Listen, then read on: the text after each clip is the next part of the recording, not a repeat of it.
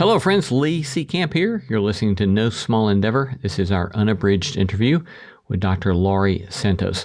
Laurie is now one of the world's leading, most acclaimed researchers on human happiness. She's a professor at Yale University. And a number of years ago, because of her work as head of college, in which she was very closely living with and in residence with a lot of students, began to see the sort of emotional challenges, difficulties that so many were having, mental health and other emotional challenges. And even though they had all sorts of manner of abundance and opportunities around them. And so she began to wonder how she might be able to be of some help to them. And out of that came one of the leading courses ever taught at Yale. I think something like a quarter of the student body has taken her course. It's just a remarkable number. I've used some of Laurie's research and her findings in writing in one of my classes that I've taught for years. And so I was very pleased to get to talk to Laurie. Great interview, really helpful stuff. As she says, several times in this interview, there are things that we know, and we know them from a lot of different directions and places. We know them from various social science, neuroscience research. We know them from great, grand spiritual traditions, religious traditions. And yet then we just struggle with putting these things into practice. And so I would encourage you, as you think about this, as you listen to this interview, to really ask yourself the question, okay, what does it mean for me to practice some of this stuff? And I would encourage you to take at least one or two things away that you can actually practice out of this remarkable interview with Laurie Santos. Enjoy. Hey friends, Lee Camp here. We all need advice, but it's not always clear who to ask, even in 2026, which is why I recommend checking out How To, the long-standing advice show and 2026 AMBI Award-nominated Best Personal Growth Podcast. No Small Endeavor was also just up for the very same award in that category, so you know How To must be a great companion to our show. More than that, How To is back with new episodes and a new host with award-winning journalist Mike Pesca. Each week, Mike tackles a listener question ranging from travel to finance to relationships and beyond, with help from world-class experts who actually know what they are talking about. Think of it as eavesdropping on someone else's therapy session without a copay or awkward silence. No questions too big or too specific, like how to protect the elderly from scammers, or how to give to a good cause and make it count, and even how to make a how-to podcast. You've got questions, they will find some answers. So follow How To with Mike Pesca on Apple Podcasts, Spotify, or wherever you listen. This episode is brought to you by Redfin. You're listening to a podcast, which means you're probably multitasking. Maybe even scrolling home listings on Redfin, saving homes without expecting to get them. But Redfin isn't just built for endless browsing. It's built to help you find and own a home. With agents who close twice as many deals, when you find the one, you've got a real shot at getting it. Get started at redfin.com. Own the dream. Protein is now at Starbucks, and it's never tasted so good. You can add protein cold foam to your favorite drink or try one of our new protein lattes or matcha. Try it today at Starbucks. Dr. Laurie Santos, welcome. Thanks so much for having me on the show. Delighted to have you with us. And I've been especially pleased to have you scheduled for an interview because I've used a lot of your material in classes I taught to undergrads for years. And so it's nice to get to visit with you today. You, as someone who has done a lot of comparative work in cognition, which is not language that is, lay accessible perhaps, but give us some ideas about some of the things that you early on began to discover or compare between dogs, monkeys, and humans, and how that has informed some of your work. Yeah, well, comparative cognition is just this big field in psychology that explores this question of what makes humans unique, right? How are we different than non-human animals? Why are you and I having this podcast, using verbal language and all the technology of recording, across the way when no amoeba or bonobo is doing anything like that, right? And so for a long time, I was sort of broadly interested in this question of what makes humans special, but I focused on it with a slightly different tendency than many comparative researchers, where I was really interested in this question of whether or not some of the errors that humans make are special. And so we were really interested, for example, in economic errors, things like loss aversion and risk aversion. We did some kind of classic studies with capuchin monkeys showing that, surprisingly, they make a lot of the same errors when it comes to money as humans do, which is interesting. With some of the dogs, what we were finding is that the social errors that people make, kind of being over-trusting or kind of believing and copying the actions of other people, dogs don't seem to make those same errors. And so some of those errors might seem to be unique to humans. And so I like to think that I took a different approach than many comparative researchers, where other researchers were asking, like, are non-human animals as smart as humans, doing all the cool, smart things that humans do? But we really focused on, do non-human animals share some of the stupid biases that humans have as well? So what are some of the comparative irrational economic biases or irrational behaviors with regard to money between monkeys and humans? Yeah, so one of the big ones that we studied was what's broadly known as reference dependence, right? This is just this idea that you're not thinking objectively, you're thinking in terms of a particular reference point. So for example, if you see me holding, one grape and you give me some money and all of a sudden I give you 2 grapes, that feels amazing. But if you see me holding 3 grapes and you pay me some money and I hand you over 2 grapes, even though objectively that's the same amount, you feel like, that's terrible. I could have gotten so much more. Like, why did you take some away from me? And so on. And this is the same kind of bias that we were seeing in our monkeys, that they're making decisions not based on the amount they get, but the amount relative to what they were expecting. And this is a hallmark that's been studied in human economic decision-making since the really famous work of Kahneman and Tversky. This is what Danny Kahneman originally won the Nobel Prize for, was showing that humans have some of these errors and that they play out not just in terms of how we make decisions, but also in terms of how we evaluate risk. So we become more risk-seeking when we're dealing with losses, because we think like, well, if I could have the chance of not getting less than I expect, then that would be great. And that can sometimes lead us to take on more risk than we'd like to. So you've used the language of miswanting a great deal. So help us think about how what you've learned about how we miswant with regard to what's going to make us happy. Yeah, so miswanting is just this idea that, we're making decisions in the world in order to maximize our happiness, not kind of willy-nilly. We have some theories about the kind of stuff that will make us happy, right? We often assume it's about our circumstances. If I could hit the Powerball tomorrow, I would be happier, right? If I could get the perfect relationship, some promotion at work for my Yale students, if I could get perfect grades, I would be happier.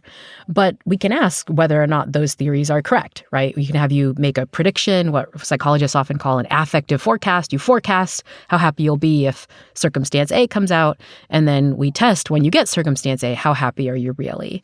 And what many, many studies by folks like Dan Gilbert and others have shown is that our affective forecasts are off.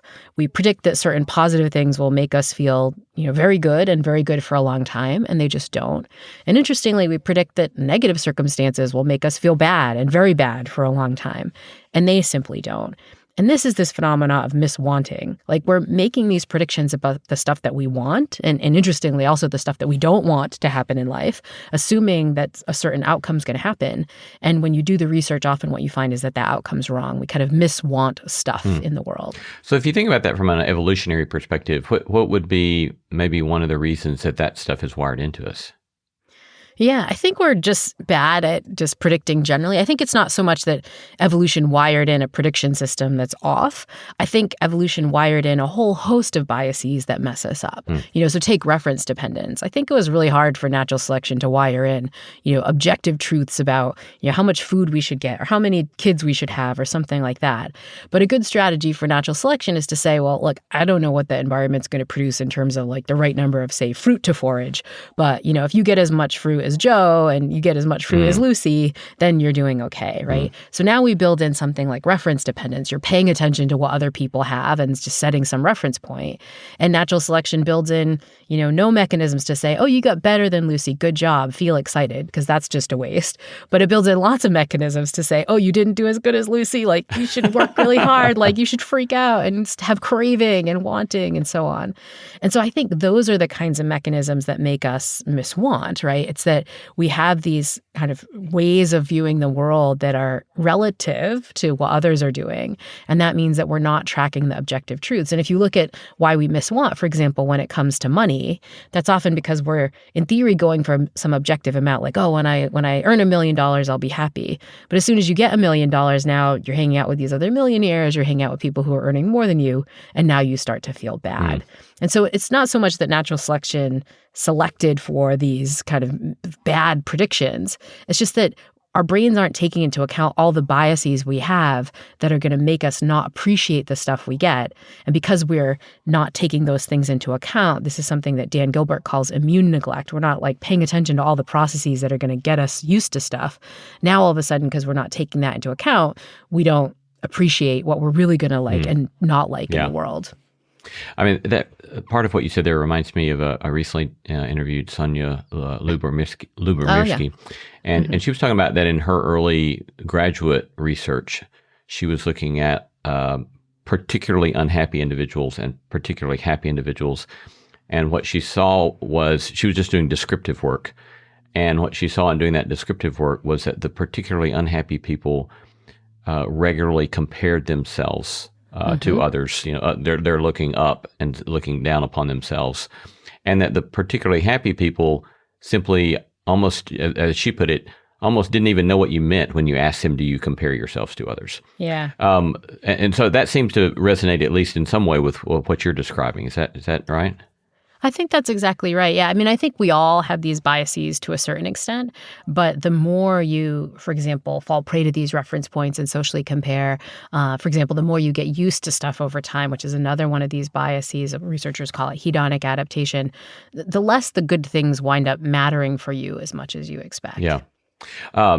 Another, I think, study that I learned from you was the study of medal winners. Would you describe that study and what we learned from that? Yeah, very relevant. You and I are having this conversation at the tail end of the Olympics this year. So I literally was just looking at the newspaper and saw a picture of the silver medal and the gold medal. I think they were couples figure skating, and it was like showing this exact effect. And so the effect is that we have these objective rankings in the world, right? The gold medal is just better than the silver medal, which is better than the bronze medal. And those three folks are better than, the other billions of people on the planet at whatever their sport is. So you'd expect that emotional expressions on an Olympic stand would reflect those objective ratings, that the gold medalist would be the happiest, silver medal slightly less happy than gold, but still really happy, and the bronze medalist just under that. But when researchers actually went and measured the facial expressions that Olympians were showing on the stand, they didn't find that. Yes, the gold medalist was happy, but if you looked at the silver medalist, they were showing facial expressions like contempt, deep sadness, anger. Like they're kind of not, it's not like they're just like a little bit unhappy. They're actively showing negative emotions. And so you ask, like, why? Well, the reason why gets back to these reference points. Like, you're not thinking, if you won the silver medal, you're not thinking, well, I'm objectively the second best on the whole planet, better than billions of people. You're looking to the one person who did better than you and thinking, like, crap, that's the very salient reference point. 3/100ths of a second better, and I would be there. Yeah, exactly. So that's the salient reference point for silver medalists. And now you might think, well, if we look at the bronze medalists, they should be, even more contemptuous and angry and sad. Turns out, no, if anything, they seem to have even happier expressions than the gold medalist. And so you're like, why? How could that be if they're objectively even worse off? Well, the answer is that the salient reference point for the bronze medalists probably isn't gold. They were multiple people or multiple seconds away. They're probably thinking, oh my gosh, by the skin of my teeth, like I'm on the medal stand at all, 2.2 seconds and I would have missed it and I would have gone home empty-handed. So they are thrilled. And I think this really shows you the power of reference points and also the power of finding, we often talk about finding a silver lining. And I often joke that from this study, we really want to find the bronze lining, right? We want to recognize that, like, there are people doing worse off than us, and that there's reason to be grateful for the situation that we find ourselves in. So let's talk some about maybe some key practices that your research has pointed towards as helping us cultivate happiness. What are some that continue to surface as of most importance to you? Yeah, for my students, I often break these down into behaviors we can use to feel happier and sort of mindset shifts that we can use to feel happier. And in terms of behaviors, it's just the classic stuff that social scientists have known for a while. A huge one is social connection, right? Pretty much every available study of happy people suggests that happy people are more social, both with their close friends and family members, but also just with folks with whom they have weak ties. The barista at the coffee shop, your neighbor down the street that you see outside when you're, walking the dog. Those kinds of small moments of social connection matter. Also, there's lots of studies suggesting that becoming a little bit more other-oriented makes us happier. And this is something that I think pushes back against the current cultural narrative. The current cultural narrative is all about self-care and treat yourself and me, me, me. But studies show that individuals who, for example, donate money to charity are happier than those who don't, controlled for level of income and so on. You find that people who do kind actions for others are happier. And even in experiments where you force people to do nice stuff for others, those folks wind up happier than if you force someone to do the same nice thing for themselves.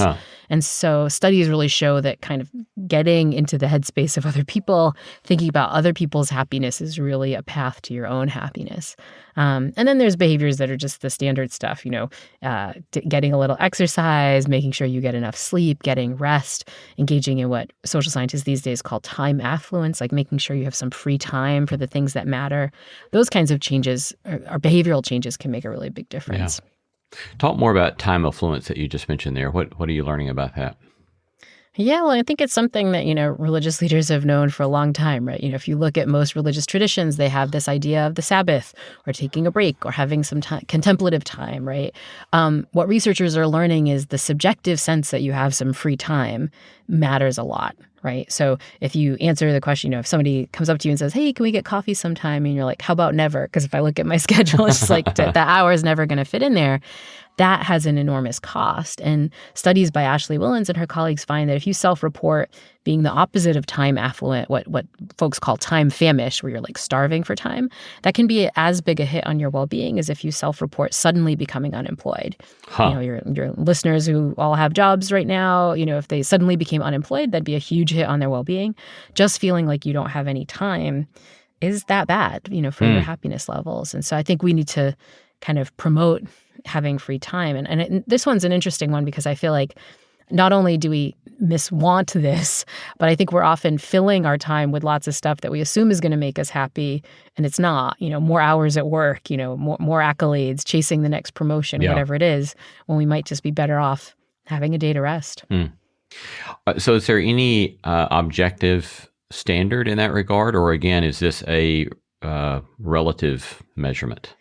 Yeah, the funny thing about the definition of time affluence is it's defined as the subjective sense that you have some free time, not the objective amount of time you have. And I think that's helpful because it means we can hack it. And we kind of all know this, like think of the last time at work, like a meeting that you thought was going to be on your calendar for like 2 hours got canceled, but they forgot to tell you. So you show up and you're like, oh no, sorry, no meeting. You just have 2 hours free that you didn't expect. Yeah. It's like, I could learn a new language. Like I could go ski. It's like, it's only 2 hours, right? But you feel like, so I think that's the key to time affluence. You don't need to open up a lot of time objectively to feel like subjectively you have some space. Yeah. What about this notion of good enough? Maybe even the virtue of good enough. What are you seeing and learning about that? Yeah, I think this winds up being really important in part because it's related to a mindset shift that I talk a lot about with my students, which is sort of fighting self-criticism, fighting perfectionism, fighting this cult of should, right? I think so many of us are walking around with this drill instructor in our head that's screaming at us being like, you need to do more, you should be better, you should. And I joke with my students that this is shoulding all over yourself, right? But I think that coming to terms with the fact that we are not going to live a life where we're going to be perfect. We only have limited time on this planet, and and that means that there's going to be lots of great things that we just can't fit in. And that sucks, but we can have some radical acceptance about that. That's what I think of as this idea of good enough. And I think it can be very hard, especially for the, type A folks that I work with at an Ivy League institution, to be like, I'm not going to do more. I'm going to just do it good enough. But that understanding that you are just a human and it's normative to like not be able to do everything, that can be really powerful. Is that perfectionism something that you've struggled with yourself? Oh yeah, definitely. I mean, Yeah. it's funny, so many of the things I talk about with my students are ones that I have to work on Yeah. myself too. And I think perfectionism is a big one, but the studies show it's not just me. There's some lovely studies by Thomas Curran and colleagues just showing how much perfectionism has increased since the 1980s. You get, one of these so-called like hockey stick slopes where it just was flat for a while and all of a sudden it just starts skyrocketing, either because our cultural standards are changing or because, we see these images of perfection on social media that are curated. I think there's lots of reasons for it, but so many of us are beating ourselves up much more than we would have been in the Yeah. 1960s Yeah. or 70s. So when you think about attending to the self, one of our guests, Kristen Neff, down in Texas, has done a lot on self-compassion. How do you see helpful self-compassion as opposed to a sort of deleterious effect upon me? Yeah, I think this is really critical because I think we often get self-compassion wrong. I adore Kristen Neff's work. It's one of the like mindset shifts I focus on a lot with my students. But the thing I think we often get wrong, especially when we hear the term self-compassion, is we often think that it's self-indulgence. Like we often think if I was just kind to myself and wasn't screaming at myself in my head, like I'd never get off the couch, right? I'd just be eating bonbons, on the couch all day or something. But I think one of the things I love about Kristen Neff's work is that she reminds us that self-compassion is treating yourself and talking to yourself like you would a friend. And this is where I think you can realize that self-compassion is not about self-indulgence. If you had a friend that was really messing up, like sitting on the couch all day eating the bonbons, I hope you wouldn't scream at them like a drill instructor, but I hope you wouldn't just be like, oh yeah, you're messing up, that's okay. I hope you'd get curious, be brave and tackle the problem. Be like, this isn't working. How can we fix this? Like, let's get curious. Let's problem solve. You'd become this kind of compassionate coach who was dealing with the problem, like radically accepting where you've been before, but moving forward to kind of figure out what you can do better. And that's the attitude that you want to take towards yourself. It's not kind of self-indulgence, right? It's not kind of narcissism. You really have to see those problems. You mindfully accept, just sort of step one of Kristen Neff's self-compassion, be mindful, like, this sucks right now. I'm screwing up right now. I'm not in a good place. But then you normalize that, what she calls common humanity. You say, common human experience to go through this every once in a while. Self-kindness. How can I talk to myself like a friend? What can I take off my plate? What do I know about what I need right now? Those questions are really powerful. Yeah. But I think this we need to kind of get over this idea that whenever we're talking to ourselves with kindness, that's the same as indulgence. I think in lots of ways it's the opposite of indulgence. Yeah. I have found that exercise so helpful. And just yesterday I was doing a letter to myself, and again, that same sort of posture. And I have found that so helpful over and over again. What about with regard to loneliness and the loneliness epidemic? What's especially standing out to you that's helpful in your research that are appropriate and fruitful responses to that? Yeah, I mean, I think a couple of things there. One is really just that all of us really need self-compassion. All of us really need like social connection for high happiness, right? And I think so many of us are substituting the social connection we'd normally get in person, in real life, for what we're doing online, right? We're scrolling, we're looking at feeds, and I often say that that's like the NutraSweet of social connection. It kind of gives you the sense that you're connecting, but it's not giving you any psychological nutrition. And so I think kind of finding ways to really prioritize connection is huge. But I also like to give a caveat to that because there's some lovely new work coming out of Michaela Rodriguez's work at the University of Michigan, finding that all this talk of loneliness can sometimes make the alone time we naturally experience and alone time that's normative feel bad. And her work shows that like if you recategorize your alone time in a healthier way, like this is my time for contemplation, or this is my time that I need to emotionally regulate, it can make the time that you spend alone less lonely. And so these days I like to talk about the loneliness work with a little caveat to say, no, that doesn't mean you never want time alone. That's really healthy. And there are better and worse ways to spend time alone. And so I think not only do we have to prioritize social connection, we need to make sure we have the right mindset when it comes to our alone time too. I guess in some traditions of spiritual formation, they'll speak of the difference between loneliness and solitude, whereas solitude is a sort of helpful posture towards that. So what would you say are, in addition to the learning to frame that time differently, what would be other key steps in letting this be solitude as opposed to loneliness?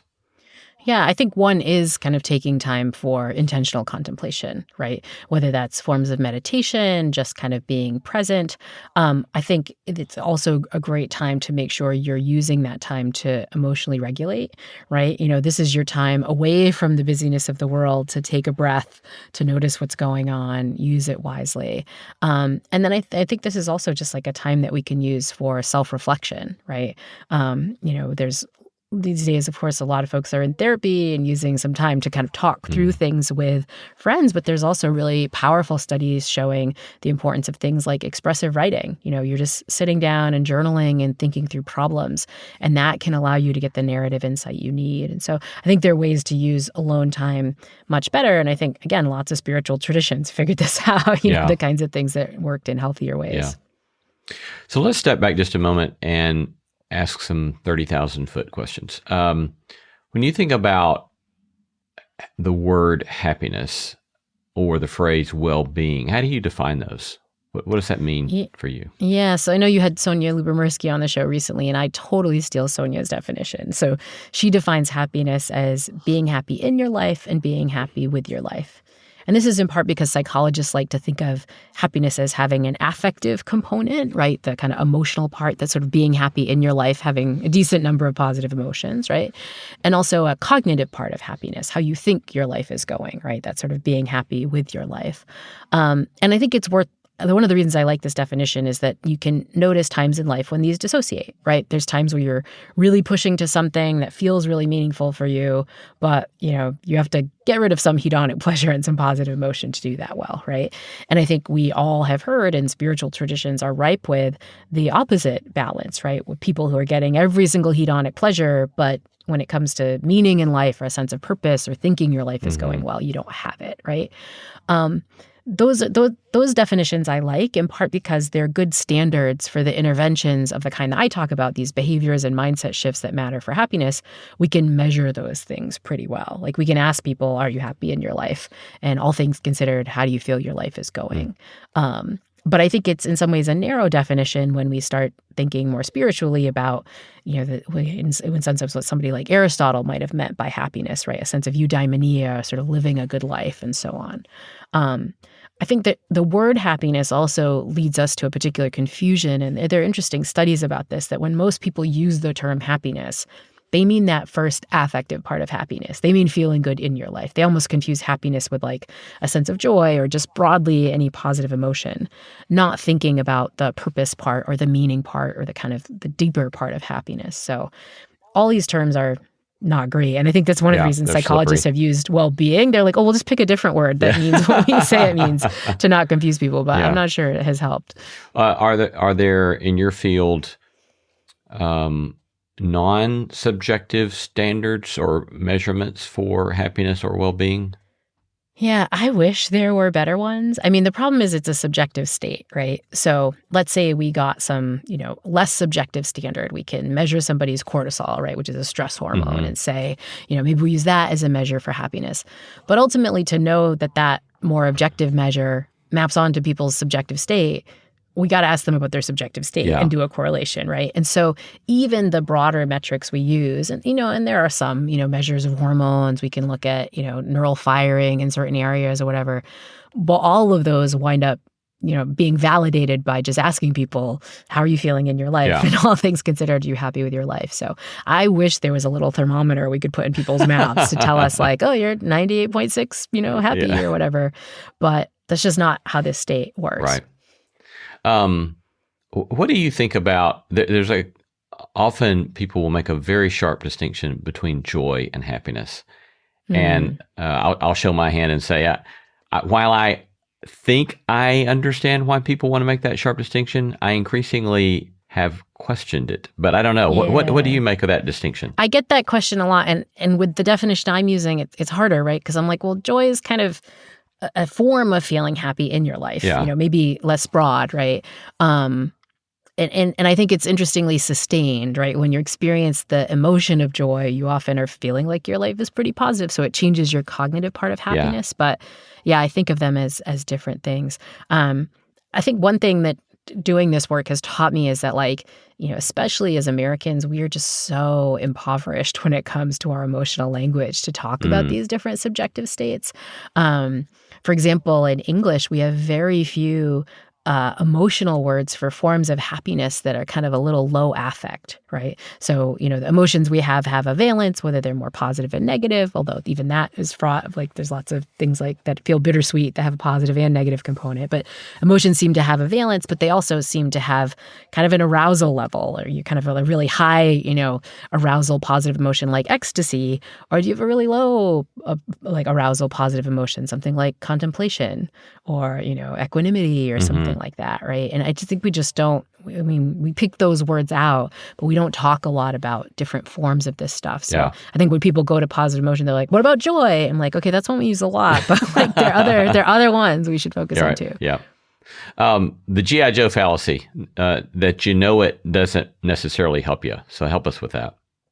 Yeah, so this is a concept I worked on with my colleague Tamar Gendler, the philosopher, and it stems from a bad 80s cartoon that your listeners may or may not remember called G.I. Joe, which was a cartoon about army guys. I think nobody really remembers what happened in the cartoon, but what people remember is at the end of every episode, they had this little public service announcement where they taught kids in the 80s things like, don't talk to strangers and look both ways when you cross. It was very kind of quaint when you look back at some of these videos.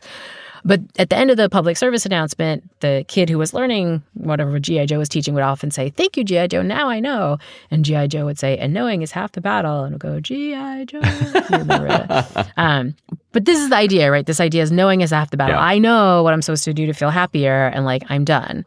But, so much work suggests that you're not done. It's one thing to know what you're supposed to do, the behaviors you're supposed to enact, or the mindsets you're supposed to enact in a situation. But it's another thing to put those things into practice. We know these things, of course, when it comes to our physical health. So many of us know that we should be, eating more green leafy vegetables and getting the right recommended amount of sleep and exercise. But that doesn't necessarily translate into doing that in your daily life. And I think so many of the happiness things we've been talking about are like that. You might hear all the news reports about loneliness and social connection. That doesn't mean that when you get home from a busy day, rather than plopping on the couch and scrolling, you're going to call a friend, and have a long, fun chat on the phone or over like FaceTime or something like that. You really need to put in some work to make these strategies happen in your own life. So what's the golden ticket to doing it? I wish there was one. This is another domain. I mean, research in this field of behavior change struggle a lot. Again, not just with happiness, right? Yeah. If we knew how to get people who knew how much green leafy vegetables they should eat to eat them, doctors would be out of business, right? Because we'd be like a lot healthier. Behavior change is really hard. But ways to do it are, first of all, to, I think, know the science, right? I think it at least has helped me know some of these studies and realize, wow, this isn't just like, people say this or a platitude. Like I can see the graph of, how happy I'll be if I'm hanging out with friends regularly versus not, right? I think that is actually helpful. I think there's also lots of evidence for the power of habits. Something else Aristotle knew very well, that if you just do these behaviors over and over again, that becomes your character, right? That becomes the thing that you do regularly. And the science of habits shows that the more you do this stuff, the easier it becomes to do it, the less friction there is every time you're putting into one of these habits into practice. Finally, again, something else Aristotle knew, which is that if we engage in social support, these things become easier. So if your family members are engaging in gratitude at the table, or if you have a religious group that's going to work with you and pray and meditate, or if you have a community group that's getting together regularly, you can harness social support to put these behaviors, these positive behaviors into practice. So those are some of the techniques we teach, but we do not have the magic pill for behavior change. Yeah. It'd be so great if we did. It would be great if you did. Or would it? I mean, I don't know. Yeah. So, I mean, you've alluded to Aristotle a couple of times. How do you think of the work that you do being in continuity with Aristotelian virtue theory, virtue tradition, or other virtue traditions? And how do you see there being discontinuity, if any? Yeah. I think a lot of the scientific work in the field of, positive psychology, happiness studies, whatever, really winds up verifying a lot of the stuff that we've known from spiritual traditions for a long time, right? I put Aristotle in that category. I put Epictetus in that category. I put a lot of Buddhist traditions in that category, a lot of Christian traditions. Even if you look at the stuff we've just been talking about, like time affluence, there are Sabbaths, there are rest, self-compassion, compassion is the type of thing, both for ourselves and others, that many spiritual traditions talk about. Grace in the Catholic tradition, right? If you look at social connection, even if religious traditions aren't preaching about it, most religious practices are having you engage in it, where you go to services with other people and so on. And so many of these practices that I'm telling my students in their homework, like, hey, you have to do this, religious traditions both talk about the importance of and have practices that make it easier for you to execute those things. And so I think of much of this work as really kind of tied with some of these principles. But in some ways, it didn't have to be that way, right? Like, the nice thing about the science is we can do the experiment to ask, is this really helping? Is it really moving the needle? And often we find that it is, but, it didn't have to go that direction. Hello, friends. Lee Seacamp here. If you enjoy the kinds of conversations we have here on No Small Endeavor about ideas, culture, and how we might make sense of the world, there's another show you might appreciate. It's called The Gist with Mike Pesca. The Gist is the longest-running daily news podcast, and each weekday Mike takes about 30 minutes to examine the stories shaping our moment. What makes the show interesting is that it resists the usual partisan scripts. Mike brings on economists, historians, journalists, and other thinkers to look at issues from multiple angles. One day he might unpack the dynamics of a major political story. Another day he might explore the psychology behind public outrage, or why we humans are so quick to believe strange things. Mike's an award-winning journalist whose work has appeared in outlets like The Atlantic, The Free Press, and The Washington Post. His approach combines careful reporting with a sharp sense of humor and a willingness to question assumptions wherever they come from. If you're someone who likes thoughtful inquiry and conversations that challenge easy answers, give The Gist a listen. You can find The Gist every weekday on YouTube or follow wherever you get your podcasts. Eczema is unpredictable, but you can flare less with Ebglyss, a once-monthly treatment for moderate to severe eczema. After an initial 4-month or longer dosing phase, about 4 in 10 people taking Ebglyss achieved itch relief and clear or almost clear skin at 16 weeks. And most of those people maintain skin that's still more clear at 1 year with monthly dosing. Ebglyss, lebrikizumab LBKZ, a 250 milligram per 2 milliliter injection, is a prescription medicine used to treat adults and children 12 years of age and older who weigh at least 88 pounds or 40 kilograms with moderate to severe eczema, also called atopic dermatitis, that is not well controlled with prescription therapies used on the skin or topicals, or who cannot use topical therapies. Ebglyss can be used with or without topical corticosteroids. Don't use if you're allergic to Ebglyss. Allergic reactions can occur that can be severe. Eye problems can occur. Tell your doctor if you have new or worsening eye problems. You should not receive a live vaccine when treated with Ebglyss. Before starting Ebglyss, tell your doctor if you have a parasitic infection. Ask your doctor about Ebglyss and visit ebglyss.lilly.com or call 1-800-LILY-RX or 1-800-545-5979. This episode is brought to you by Peloton. Break through the busiest time of year with the brand new Peloton Cross Training Tread Plus. Powered by Peloton IQ. With real-time guidance and endless ways to move, you can personalize your workouts and train with confidence, helping you reach your goals in less time. Let yourself run, lift, sculpt, push, and go. Explore the new Peloton Cross Training Tread Plus at onepeloton.com.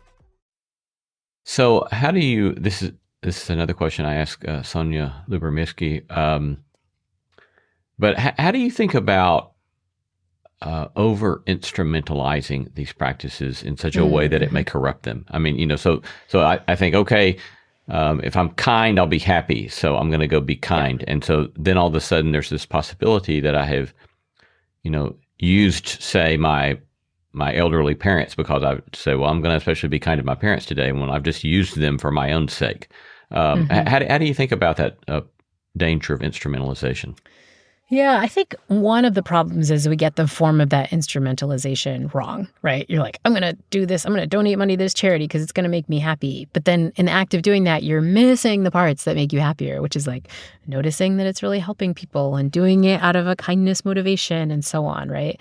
I think oftentimes when we instrumentalize stuff, that comes with all the negative habits we bring to so many of the instrumental things we do in our lives. Like we beat ourselves up over it. We have standards for how we're going to do it. We don't meet those objective standards. It becomes very shouldy, which makes us feel yucky. And so I think there's a deeper spiritual worry, like we're kind of doing the good life for the wrong reasons.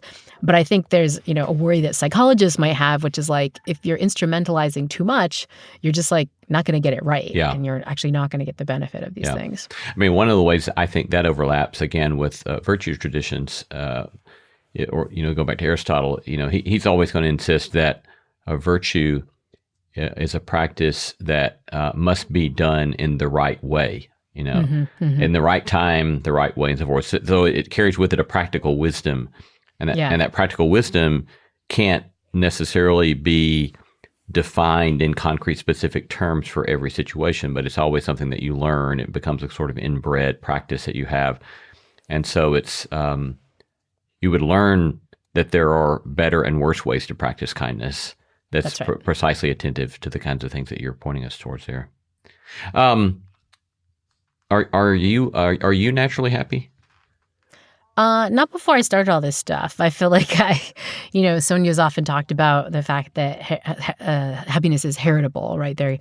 Some of the variants that we see in the population can be explained by something like your genes or your biology. And I think I not, hit the genetic lottery when it comes to being happy. I think my natural tendency is not to do a lot of these behaviors and mindset practices that I teach my students. But, like all good preachers, I have to practice what I preach, right? Yeah. So I end up doing these things more in part because I'm thinking about them. And I have seen a big difference in my own happiness over time. Yeah. Mostly because I'm like doing all the stuff that we know seems to work. Does it put a special weight upon you to know that, hey, I'm the happiness expert. I'm one of the leading happiness experts in the world, and thus, I can just imagine there's a certain weight with that. What's that's been like for you? There is. I chat with my colleague Ethan Cross, who's another psychologist who studies this stuff. He's really an expert on emotion regulation. We talk about we're kind of cursed, right? Right. Because we're like an extreme version of this G.I. Joe fallacy. We are the people who are publishing papers, telling people what they should know to do. But that still for us doesn't mean that it comes into practice easily. And so, so it can be a little tricky. Yeah. The good news is that comes with the forms of social pressure and lots of reminders to do this stuff. So I have kind of, in some sense, extreme social support of people reminding me about habits that are important to do. That doesn't always come, without some embarrassment or humor. I often joke, my co-creator and podcast producer, Ryan Dilley, who's really involved in the early happiness lab, I'll often be just like texting him about something and complaining. And he'll be like, if only there was a podcast episode that could help us with that. I'm like, no, so yeah. Yes. What about burnout? What have you learned about, the need? I guess in some ways that just goes back to time affluence or lack thereof. But I don't know. How have you thought about that? Well, burnout is a funny term. It's another one of these terms culturally that's tossed out a lot, but in clinical spaces means a very specific thing. And so burnout isn't just kind of like, I'm feeling too tired or whatever. Clinically, according to work by Christina Maslach and colleagues, it has these 3 particular symptoms. So symptom number 1 is what's called emotional exhaustion. Not just you're tired, but you can't emotionally handle putting one more thing on your plate. Even if you had a really great night's rest or a week-long vacation, like you still would come back feeling just as kind of emotionally tired. That's sort of symptom number 1. Symptom number 2 is what she calls depersonalization, but it's basically a form of cynicism. You start to read negative intentions into everybody that you're working with, your clients, the people on your team. You're just like, that person's getting on your last nerve. And that's a real symptom of burnout, number 2. Symptom of burnout, number 3, is what Maslach calls a sense of personal ineffectiveness, which is this idea that like, even if you did your job perfectly, it would just be bad, or it wouldn't work well, or just wouldn't be worth it. I think classic cases of burnout people hear about in the healthcare field, right? Think about, nurses who are, just feeling exhausted, getting annoyed with their patients, but more feeling like their job is a big mismatch with the values they came into it for. I came in to help people heal and feel better, but I'm filling out insurance forms, or I'm canceling care, or, giving, medicines that pharmaceutical companies are pushing me to give, whatever it is, right? The idea is that the job you had, what you wanted to be doing, is kind of mismatched with what you ultimately want to do. That's really what burnout is. And it's important to note that burnout isn't just your psychology. It's often in an interaction with the form of work you're doing, whether that's work at a job, but it could be, caregiving for elderly parents or, kind of doing a volunteer job where these things get mismatched. It's really you interacting with an institution. And that's important because when you think about solving for burnout, you often have to solve for those mismatches with what's going on at your work. So in bringing in this question of relationship to institutions or even more broadly, social conditions, talk to us about this so-called weird science bias and how I don't know much about this, but my understanding is that this is one of the critiques of positive psychology is that maybe the demographic against which we are asking these questions or from which we are asking these questions might be a bit narrow. So help us think through some of that. Yeah, so WEIRD is an acronym that researchers like Joe Heinrich at Harvard have used to describe the typical subjects of studies. So it stands for Western, Educated, Industrialized, Rich, and Democratic. The undergraduate students at institutions like mine that tend to be the ones we test, right? And the problem with testing those folks is that the interpretation is often not about Western, educated, Yale undergraduates, this is what happens if they write in a gratitude journal.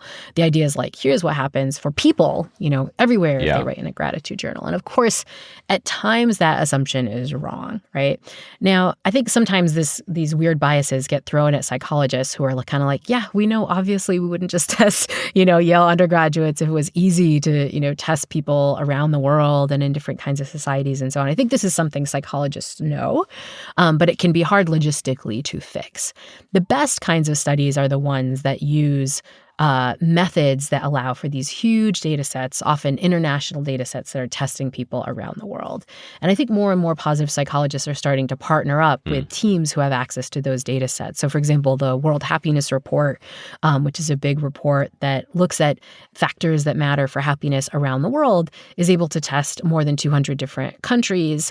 And they do kind of nationally representative samples in all those countries. So they're really able to say no, when we find something with the World Happiness Gallup data set, this isn't weird, right? This is kind of everybody we could possibly test that we can have access to.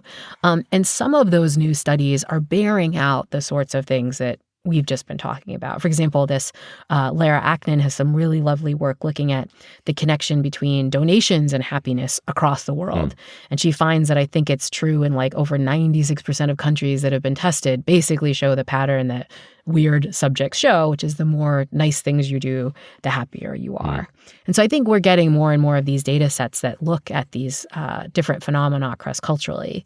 So it's a critique that I think is important to remember, but a lot of the folks listening to your podcast, for better or for worse, are weird. Right, yeah. Not weird, from weird places. And so, so we want to know these things generalize, but sometimes they wind up generalizing in ways that we expect. So how do you think then about the importance of playing out extrinsic versus intrinsic motivation, say in this case to be kind or to be generous? Where does the line fall for whether that's helpful or not for a person's happiness?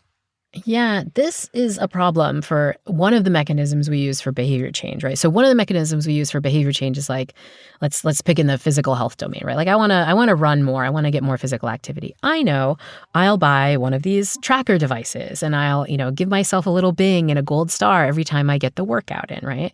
In theory, this is useful for behavior change, but psychologists since the 1950s have known that it has a nasty effect on your motivation, which is that when you slap an extrinsic reward on something that used to be intrinsically motivated, it can decrease the intrinsic motivation you get. What do I mean? I used to like running and I wanted to go running for the kind of runner's high, but now I'm getting this little ding on my Fitbit or whatever the tracker device is.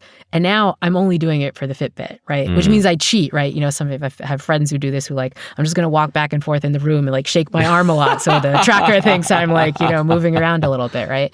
That's a funny domain of moving physically, but I see this in the connection with grades, right?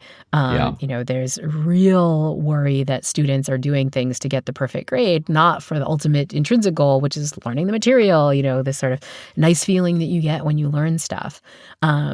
There's a real danger of this with the happiness work too, right? If you're giving yourself little gold stars of like, oh, I meditated today, or I wrote in my gratitude journal, whatever, all of a sudden that's going to reduce your motivation to do it naturally. It might even sap some of the little happiness boost that you get from some of these things. I think the extrinsic motivators also come with all the kind of the approach that we have that comes with all these shoulds and I have to and these kinds of things, which can also make these things feel a little bit yucky over time. So I think the key is that whenever possible, you want to honor the intrinsic motivation that you're getting from these things. Really take time to notice that and use that as the reinforcer that causes you to do a behavior more. What about the quest to be happy all the time, or toxic positivity? What are you learning about that? Yeah, and I think this gets back even to our definition of happiness, right? It's sort of partly about being happy in your life. And I think people can mistake that for being happy in your life all the time, like every moment of every day, right? This is this idea of toxic positivity, that any negative emotion is like, ooh, I'm feeling sad, something's wrong. I need a pill, I need to fix that, right? But pretty much everything we know about human psychology suggests that negative emotions are normative, right? It is normal in the midst of our attention economy to feel overwhelmed sometimes. It is normal with the current news cycle to occasionally feel frustrated or anxious or sad, right? It is normal in the face of like the kinds of big pressures that we're facing to feel negative sometimes. But we don't like those negative emotions. And so our move is to suppress them or think, in these toxic positive thoughts like something's wrong, I got to get rid of them. And I think a much healthier way to think about our negative emotions is to realize that they are useful, normative signals. The way I tell my Yale students about negative emotions, I say treat them like the dashboard on your car. If you're driving in your car and the engine light comes on or the tire light comes on, that's inconvenient, doesn't feel great, but it's giving you some useful information, which is like something's up with the tire. I got to take some time later, after this drive to like check it out and fix it. And I think our sense of loneliness is like that. It's like, ooh, I might need to get in some social connection. Sadness suggests there's something wrong in the world you might want to pay attention to or notice, right? Overwhelm, a big one. That means, whoa, something's wrong. I got to take something off my plate. These are signals that our body is using to tell us something's not in equilibrium here and we need to change things around. How do you consider the relationship between, let's say, disordered desire and thus unhelpful information from our emotions? Am I making sense? Yeah, totally. So I think there's a way to think of like the negative states we want to honor, right? Like loneliness or sadness or something like that. And the negative states that are coming from the miswanting, right? Like, oh, I need that promotion or kind of craving and so on. And this is a spot where I think understanding some of these biases can really help us. And also the kind of contemplative practices that folks talk about, like Buddhists will notice that there's, what is it, tanha, the kind of sense of craving. But they say, oh, that's not a negative state I should listen to. That's a negative state I should work to notice and radically accept and regulate, as opposed to maybe something like loneliness where you might realize like, oh, this is like a need that's not being filled, right? And I think in other domains, we can start to figure this out. We can tell the difference between real hunger, like I haven't eaten something in a long time, I need to get some calories in my body, and like a craving of like, oh, that cupcake on the table, on the desk right now looks really good, I should have it, right?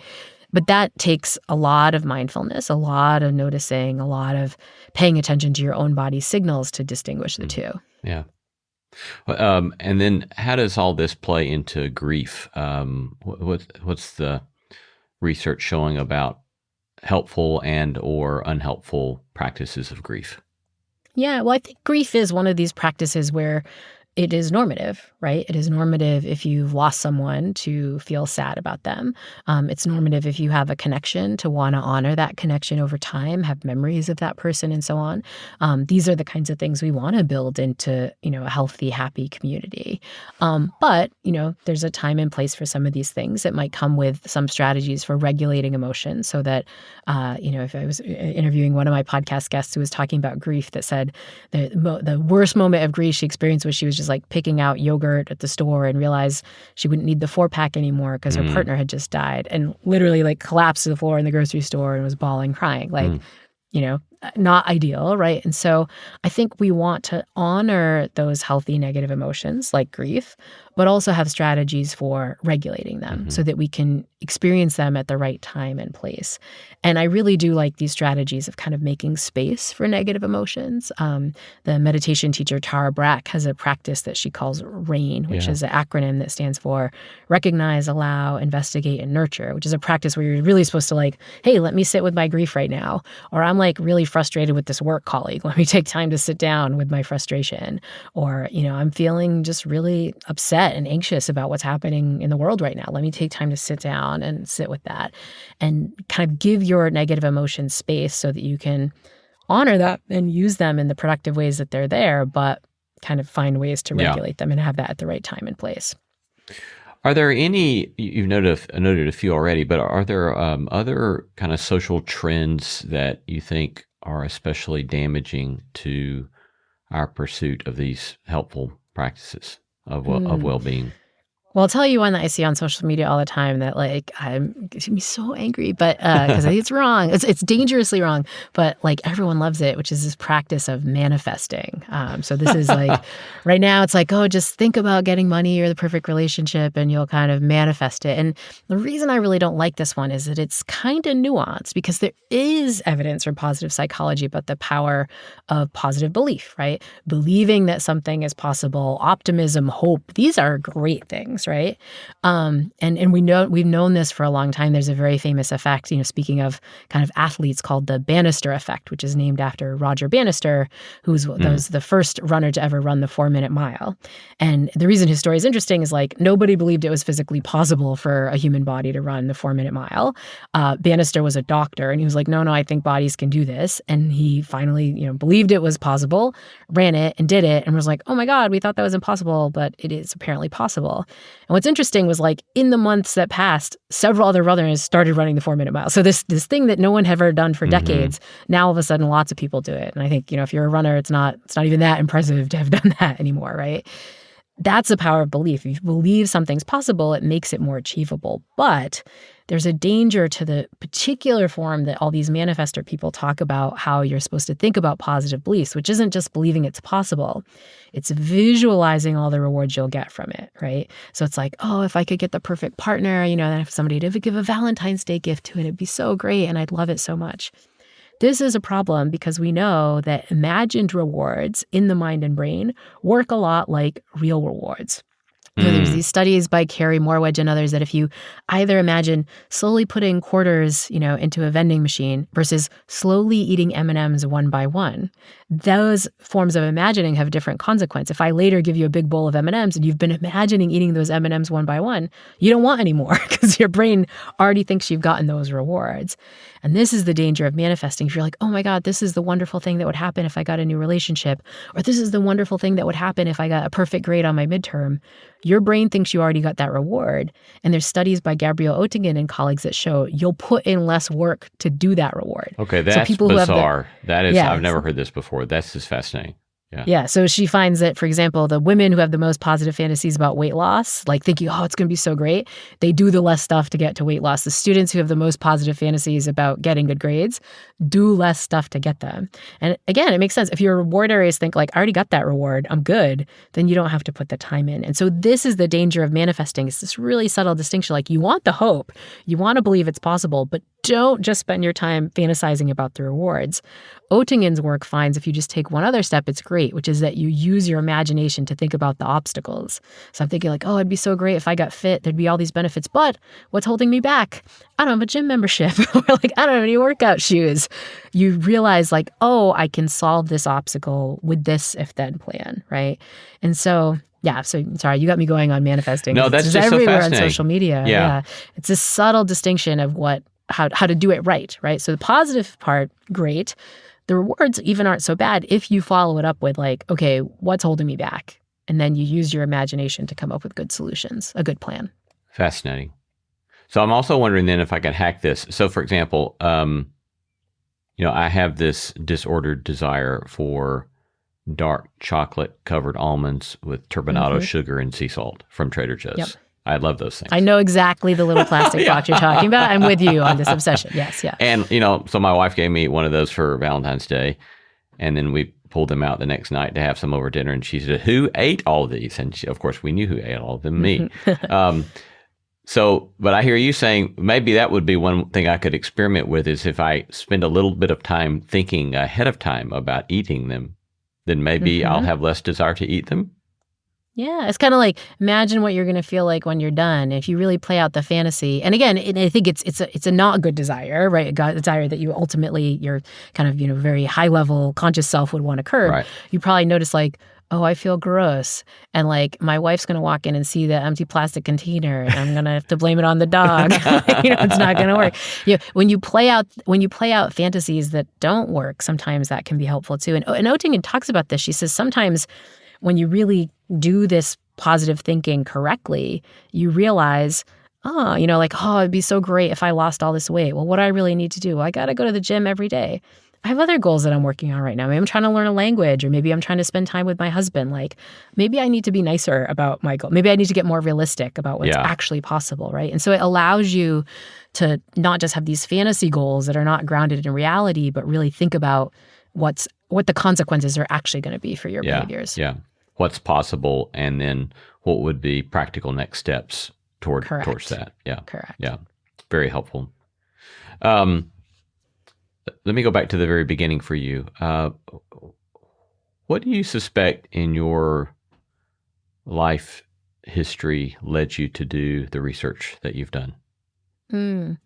Well, a lot of it was just an experience of pain that I went through seeing the mental health struggle that my students were facing. So I was kind of, doing these comparative studies or wondering about the human mind, going along well. When I took on this new role on Yale's campus, I became what's called a head of college. So this is a faculty member who lives on campus with students. And I just saw what everybody's talking about in the news, right? Where nationally, more than 40% of college students are too depressed to function most days. Nationally, more than 60% of college students say they're overwhelmingly anxious. Nationally, more than 1 in 10 college students has seriously considered suicide in the last 6 months, right? Like these are statistics that are thrown around nationally. And I was seeing this in my community, right? And just realized like, wow, somebody needs to help these students. And also kind of felt a little bit like my field has these answers, often in a form that I think the students resonate with, where they want to see the evidence and they want to see the graph. It wasn't just like platitudes. And I was like, but we're not doing such a great job of sharing these strategies. And so the switch to thinking about the science of well-being really happened in an attempt to help the students and a little bit to help myself, because when I was thinking about these students, I was realizing I wasn't doing such a hot example of showing how I was following all these strategies too. Yeah.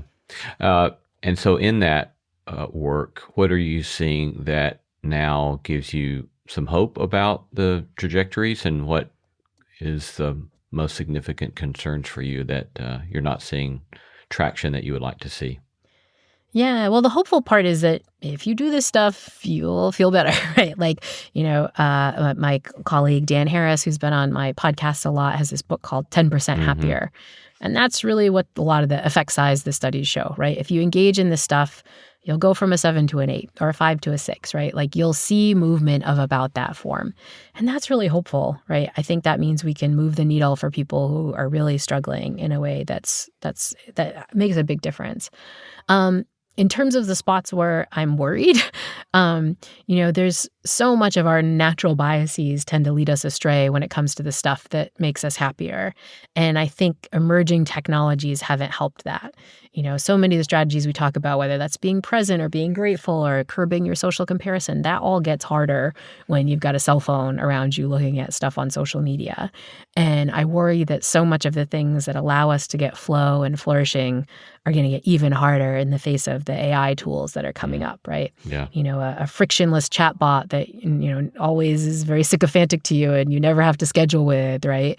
It's going to be easier than like calling a friend over time or, getting a real relationship partner that you can hang out with. The temptation to just get all your work done with these tools rather than get the flow that comes from pushing through a hard essay or a hard, thing at work. I worry that a lot of these tools coming up are going to be even more of a challenge when it comes to some of these strategies. But ultimately, good news is we know what to do. We know what works. We just have to figure out good ways to put it into practice. So I imagine a listener and says, okay, I hear all this. It all sounds right and resonates, but I feel overwhelmed. Tell me where to start. What's the next one or two steps? Yeah, I get this question a lot. I mean, I deal with my type A students who are like, you told me 15 tips. I don't have time for 15 tips. Give me the one, My advice is often, as you're hearing these tips, there's some stuff that you, just because of individual differences, you kind of do naturally. Maybe you're like, oh yeah, exercise and sleep, I got that. But self-compassion, I struggle with that, right? You're going to move the needle the most on the tip that you felt most called out by. Like the one that you're like, oh, I'm not doing that myself. That's where if you engage a little bit more, you'll move the needle. In part because you're probably not doing it very much. And so even a little bit helps. But I think a second thing to remind yourself is this strategy of self-compassion and common humanity. You're not going to be able to do everything. Like, we're all feeling overwhelmed. What little baby steps can you take to make progress? Just, to protect from beating yourself up. You don't want to beat yourself up to do these happiness strategies either. And the great news is these baby steps matter, Scribbling in your gratitude journal 3 times a week can move the needle, right? A little 10 minutes of meditation can move the needle. Like a quick chat with a barista at the coffee shop can move the needle, right? So you don't need a lot of time to do these things. You need some intention, but definitely finding ways to do it in baby steps is a helpful, healthy way to engage in these practices.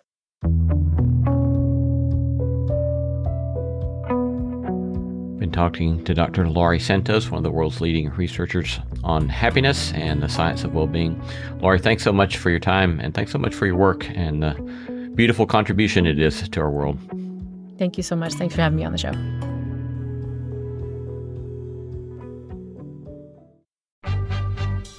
Are you curious about the hidden side of everything? Then I have a podcast for you. I'm Stephen Dubner, host of Freakonomics Radio. Each week, we hear from some of the most fascinating scholars and thinkers as we tackle big topics like how whales became the face of environmental activism, how to succeed at failing, and whether public transportation should be free. Go ahead, listen to Freakonomics Radio wherever you get your podcasts. The world moves fast. Your workday, even faster. Pitching products, drafting reports, analyzing data. Microsoft 365 Copilot is your AI assistant for work. Built into Word, Excel, PowerPoint, and other Microsoft 365 apps you use. Helping you quickly write, analyze, create, and summarize. So you can cut through clutter and clear a path to your best work. Learn more at Microsoft.com/M365 Copilot. You know you need fiber for a healthy gut. But do you actually know how to get it? Quaker's been serving up fiber since 1877, with over 100 great-tasting, good source of fiber options to choose from. Whether you like old-fashioned oats, instant oatmeal, granola, or oatmeal squares, Quaker makes it delicious. So good. Get your fiber with Quaker. Shop Quaker's good source of fiber products at a store near you.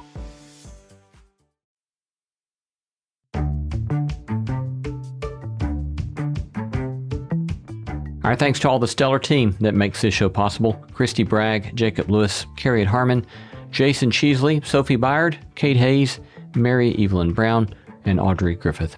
Our theme song was composed by Tim Lauer. Thanks for listening, and let's keep exploring what it means to live a good life together.